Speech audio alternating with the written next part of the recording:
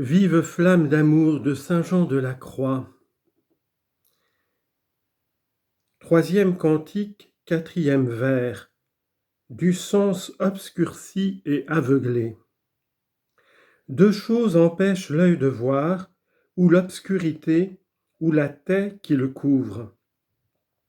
Dieu est la lumière et le véritable objet de l'âme.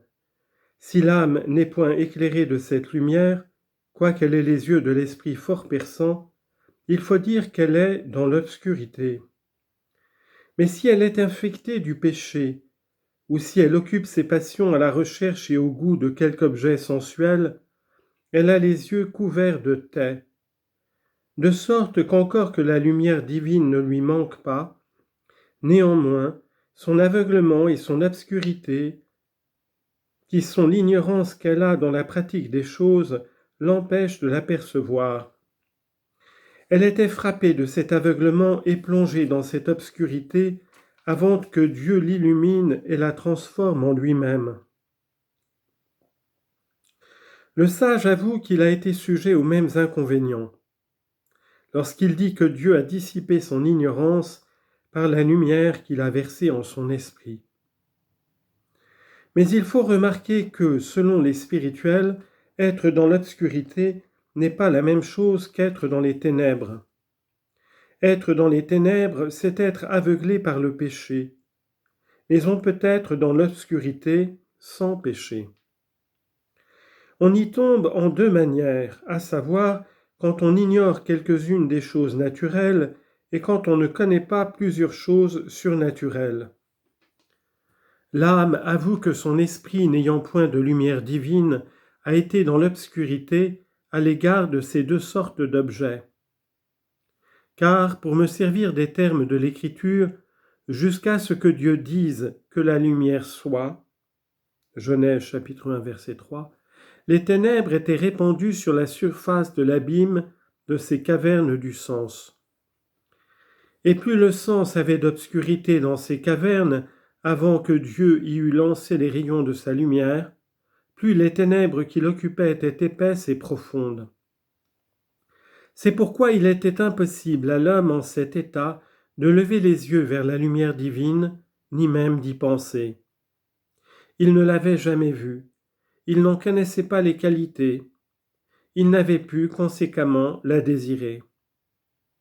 Au contraire, il n'est capable que de souhaiter les ténèbres, et quand il les aura trouvées, il passera de ténèbres en ténèbres, puisque, comme un jour appelle un autre jour, dit le roi prophète, de même une nuit appelle une autre nuit. Psaume 18, verset 3. Ainsi, un abîme de ténèbres en attire un autre, de même qu'un abîme de lumière fait venir un autre abîme de lumière. Pour cette raison, les rayons de la grâce dont Dieu avait frappé les yeux de l'âme pour lui faire voir la lumière divine qui la rendait agréable à son époux, appellent un autre abîme de grâce qui est la transformation de l'âme en Dieu. De plus, le sens de l'homme était aveugle, parce qu'il cherchait du plaisir en toute autre chose qu'en Dieu. Car l'appétit sensuel cause l'aveuglement de la partie supérieure et de la raison. Il se répand comme un nuage sur les yeux du cœur qui l'empêche de voir les choses qui sont devant lui. Si bien que le cœur s'attachant à la satisfaction du sens, il était incapable de regarder les richesses immenses et les beautés infinies de son Créateur. En effet, comme la moindre chose qui cache la prunelle de l'œil l'empêche de voir les objets les plus gros et les plus proches, de même la moindre sensualité que l'appétit fera goûter à l'âme mettra un obstacle invincible à l'infusion des grâces admirables qu'elle recevrait de Dieu. Mais qui peut dire combien il est impossible qu'une âme qui s'assujettit aux passions juge des choses divines comme elles sont en elles-mêmes? Il est nécessaire pour en juger sainement d'étouffer les mouvements de l'appétit et le plaisir dont il se repaît parmi les créatures.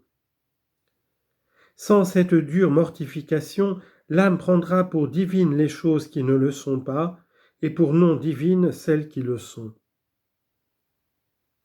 Tandis qu'elle a l'œil du jugement couvert d'une taie, elle ne verra que de petits nuages, tantôt d'une couleur, tantôt d'une autre. Dieu même ne lui paraîtra qu'un nuage, puisqu'elle sera incapable de voir d'autres objets que des nuages. De là vient que les passions et les voluptés sensuelles ne permettent pas que les connaissances divines entrent dans notre esprit, comme le sage le déclare. L'enchantement des bagatelles obscurcit le bien, et l'inconstance de la concupiscence corrompt le bon sens. Sagesse, chapitre 4, verset 12. C'est pourquoi ceux qui sont encore attachés au contentement des sens font beaucoup d'état de ce qui est moins considérable en la vie spirituelle, je veux dire, les sentiments agréables, et ont très peu d'estime pour ce qui est le plus excellent et le plus élevé au-dessus du sens. Il est constant que celui-là vit d'une manière animale qui vit selon ses passions naturelles. Et quoique les passions passent quelquefois jusqu'à la connaissance et au goût des choses spirituelles, néanmoins, si elles agissent en cela par leur mouvement naturel, elles ne sortent pas des bornes de la matière et de la nature. Car il importe peu que l'objet soit spirituel lorsque le désir qu'on en a et l'usage qu'on en fait tirent leur origine et leur force des appétits naturels et sont fondés sur la nature animale. Mais quoi, direz-vous, quand on désire Dieu, n'est-ce pas une chose surnaturelle ? Je vous réponds que cela n'est pas toujours surnaturel. Il est nécessaire pour cet effet que ce motif de ce désir soit surnaturel. Le plus, il faut que sa force et son efficacité viennent de Dieu. Mais quand vous concevez ce désir de votre propre fond en ce qui regarde la manière de désirer, il n'est que naturel. Si bien que quand vous occupez votre appétit naturel à goûter les choses spirituelles, vous vous obscurcissez les yeux de l'esprit et vous ne vous élevez pas au-dessus des bassesses de l'homme animal. Vous ne pourrez ni entendre les choses spirituelles qui surpassent le sens, ni en juger avec droiture et sans erreur. Il me reste à donner maintenant l'explication du 5e et du 6e vers de ce cantique.